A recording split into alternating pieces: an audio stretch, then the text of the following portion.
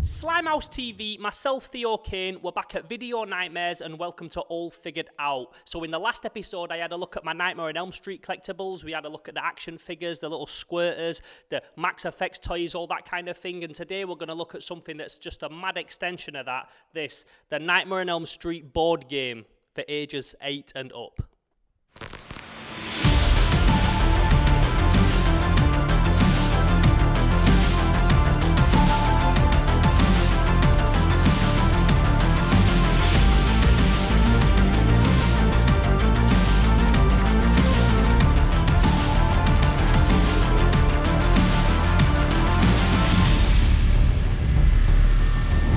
So another one of the really cool things that's happened while we've had this shop set up is that obviously it's a shop that people from the street can just wander in and look at the stuff, and a lot of people that are coming in here are like genuine movie fans, genuine collectors, people wanting to buy VHS, not just rent the VHS that we've got, people coming in that are collectors that are wanting to buy stuff for their collection. And through that I've met a lot of cool people. I've met a lot of disappointed people that wanted to buy my VHS and found out they weren't for sale, but I've also met a lot of cool people that also collect. And one guy, Bowen, he actually said to me, he goes, "I love your Nightmare on Elm Street collection, whose is it?" I goes, "It's mine." And he says, "Oh yeah, I collect all that stuff as well." He goes, have you got the board game?" I goes, "Nah." And he said, "Yo, I'll bring it in so that you can put it in the shop on display." So he brought this in so that we could look at it. What's going on in Freddy's house? Enter at your own risk. Find out who Freddy really is before it's too late.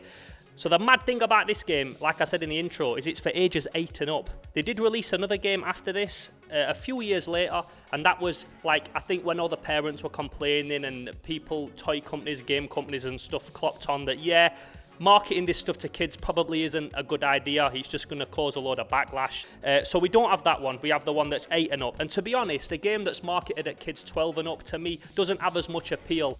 So just checking out the box a little bit first, it says it's a whimsical game of imagination, chance and creative storytelling for 3 or more players, and it's made by Cardinal. So this is the place, the setting of the game. Freddy Krueger's house. The plot. There's a gathering at Freddy Krueger's old house. Everyone's there, including Freddy Krueger. There's a problem, however. Well, surely there would be a problem if Freddy was there. Also, why are people having a gathering at Freddy fucking Krueger's house? Freddy Krueger's abandoned, old, dusty, cobweb-ridden fucking house. And who are the people that's gathering there? We've got, it looks like a bunch of school teachers. Not like a bunch of teenagers going there to drink and have a party and check it out because it'll be fun and scary. Nah, these are like genuine adults checking it out. We've got like the mailman, grandpa, cheerleader. This is fucked up already. Freddy Krueger has possessed one of the characters. Can he possess people? I suppose he can. Nightmare on Elm Street 2's got a bit of that possession shit going on. Freddy has possessed one of the characters and no one knows which one. It could even be you. So it's like The Thing. It's like an identity, hidden identity game. Your job, should you decide to play the game, is to expose Freddy and try to eliminate him before he goes on one of his nightmarish rampages. Freddy, of course, will do everything to keep his identity a secret until the time is right for him to attack. So let's have a look at the board game.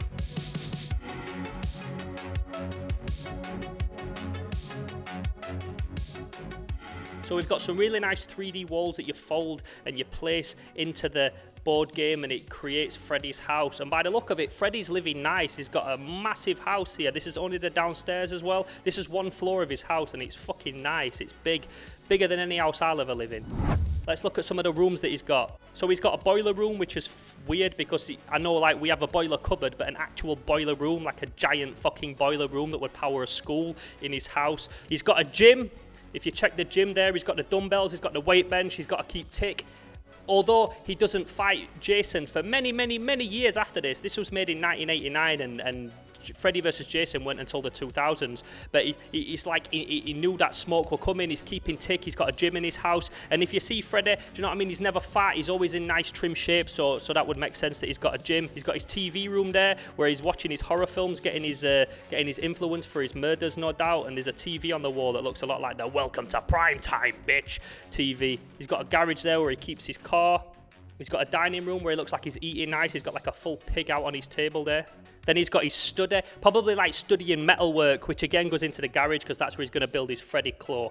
Storage room, kitchen, all your other stuff's pretty basic. And then there's like a long corridor that goes throughout the house all the way to the end. One of the things that you need to know when you watch this show is I'm not here to tell you facts. I don't know all the facts. I haven't read the instructions. I don't fully know how to play this game. I've had a quick overview and a brief look, and I think I can kind of work it out. So each person picks a character, and each character has their own fear. So the teacher, for example, she's scared of insects, so it says insects, teacher. Then we've got the mailman. He doesn't like lightning. Lightning is not his thing. When it lightning and it thunders and lightnings, he don't like that lightning. And then we've got dad. He's not feeling snakes. You put a snake near dad and he's fucking prang. He don't like snakes. Who else we got? We got mum. She's not feeling rodents. She likes to put them rat traps down, that poison. She don't like rats. She don't like rodents. She don't like raccoons because they're classed as rodents running through her garbage and shit like that. She's not feeling that. We've got the cheerleader. She's scared of freezing. You put a fridge near this chick and she's prang. She doesn't like the cold.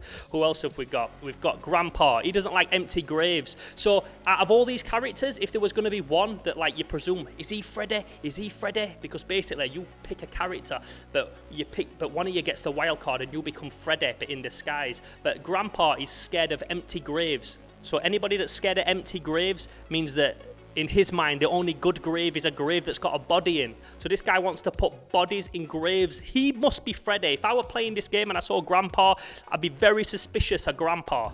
And then who we got last? We've got Coach. He's scared of drowning. He don't like drowning, which is funny because he's a coach. You think that he would be fine with water because he's a coach. Maybe you don't teach swimming. Maybe he's more baseball, soccer, basketball, one of them coaches. And he wasn't last. We've got this guy last, the nice guy. The nice guy don't like fire. I think that's the last of them. There's a bag full.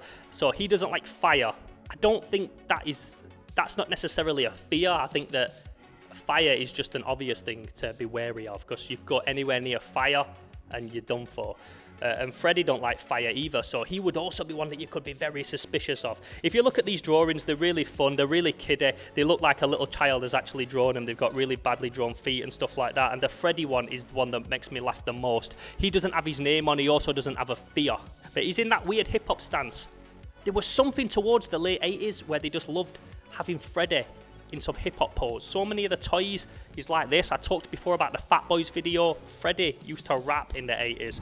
So you pick your character and then you pick a wild card. There's two cards. You got the white cards, you got the black cards. And from what I understand, you pick the wild cards and they tell you which room to head into if you're Freddy, and then you pick a card and it says fire, and then you can take out this guy. So if you pick fire and you got Mr. Nice Guy on the board, then boom, Mr. Nice Guy is done for.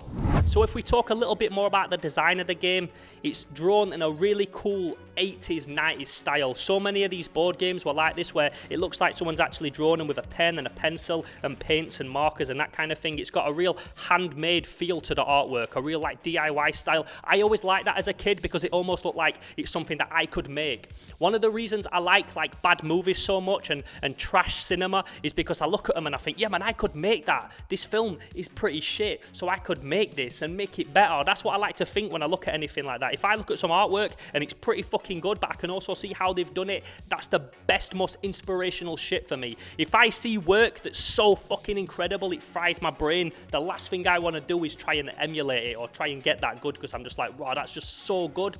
Like, it gives me no inspiration when something's that fucking clean and polished. But when I see something that's like a bit handmade, a bit DIY, I can see the process of how they did it. That's the best influencer for me. I think overall the thing that makes me laugh the most about this game, the thing that appeals to me the most, is not even the fact that it was marketed to children. It's the fact that all these random characters are having a gathering in Freddy's house for no fucking reason, no apparent reason. They're not like on like a haunted ghost walk, like a tour of his house or anything like that. It just says there's a gathering at Freddy's old house. His old house. So this is a house where people knew that it belonged to a fucking murderer. A murderer that still pops up every few years and murders a bunch of fucking teenagers. But for some reason, the mailman and dad and mum who's scared of rodents and coach and grandpa and teacher and nice guy and cheerleader and all these random people are having a gathering in his fucking house, and that's why. I don't actually blame Freddy for this one. I think that if you're just going to turn up in his house, start running riot, looking through his cupboards, pissing about in his hallway and his gym and his study and all that, then you deserve to get possessed by him.